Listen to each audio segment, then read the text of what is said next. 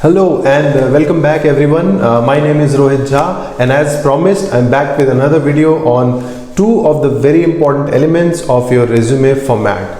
So in this video what I'm going to talk about is number one, how to mention your professional experience, and number two, how to mention your education background.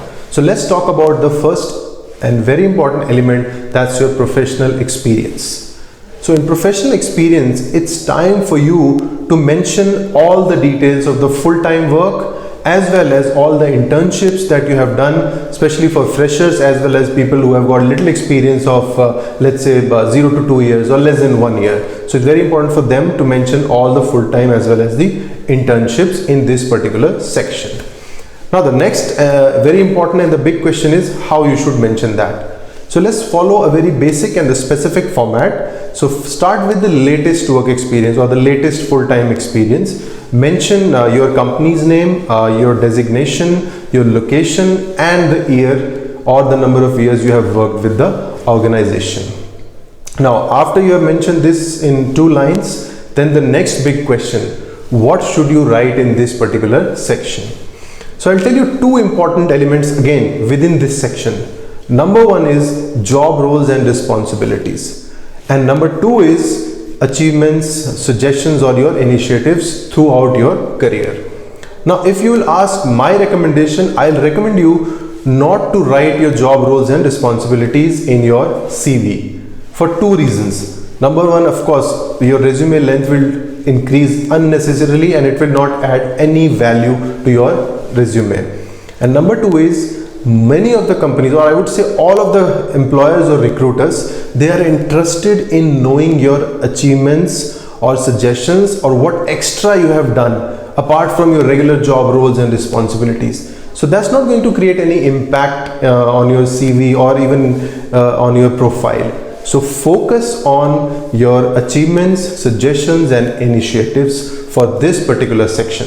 So after mentioning the headline, your company name and XYZ things which I have mentioned, mention all your selected accomplishments. Now how to write the accomplishments, I have made a separate video specially for this, how to craft your accomplishments on your CV. So I'll mention the link in the description. Please do go and see the video and accordingly mention all your accomplishments on your CV. So the art here is actually to mention the accomplishments in a way so that it should reflect your job roles and responsibility. You need not write separately all your job roles and responsibilities, because let's say you have worked with 5 companies. You can't make a CV in 1 or 2 page with 5 companies, first mentioning all the job roles and responsibilities and then after that mentioning all the achievements and initiatives. It will take you 3 to 4 pages and that will not make sense at all.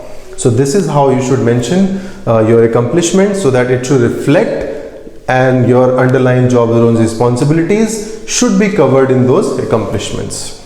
So that's about the professional experience. Now the next underlying the professional experience is your education background. So there is not much to this particular section. You can again follow with your latest education. If you are a master degree holder, or even if you are a PhD holder, start with that, then your master degree, then your bachelor's, then of course grade 12 as well as grade 10th. And what exactly you should mention? Mention your college name or university, mention your GPA, mention the year of passing, and also do mention if you are a gold medalist or silver medalist, or you were in top 3 or anything like that where you have achieved some excellence in the academic background. So that's how you should mention the educational qualification. So that's it from my side. So for this particular video, we have discussed your professional experience as well as your educational background. In your professional experience, always focus on accomplishments rather than focusing on job roles and responsibility. In your education background, it's pretty straightforward. Start with your highest degree and just mention all the degrees and all your GPAs in that particular order. So thank you so much for listening to me, and keep listening to us, and stay tuned for our next video, and do follow our blog for more details and more sample answers, and do like, share and subscribe to our videos so that we can also improve and we can make future videos for you. Take care and bye bye.